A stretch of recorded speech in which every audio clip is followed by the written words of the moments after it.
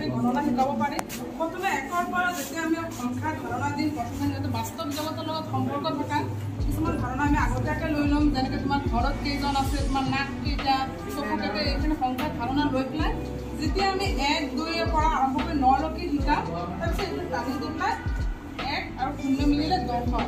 তাৰপিছত এইটো উঠাই নি পেলাই আকৌ 1, 1, 0 তাৰপিছত 11, 1, 2, 11, 1, 2, 2, 12, 1, 2, 3, 13 এনেকৈ কৰি কৰি আহি পেলাই 2 গুণে 20। আকৌ 20ৰ পৰা ওপৰত আকৌ উঠাই নিম এইটো 2, 2, 1, 21, 2, 2, 2, 22 এনেকৈ কৰি আমি 1লৈকে কৰিব পাৰিম। এইটোৰ মাধ্যম এটা চাৰ্টৰ মাধ্যমে আমি 1ৰ পৰা 1লৈকে গণনা কৰিব পাৰিম।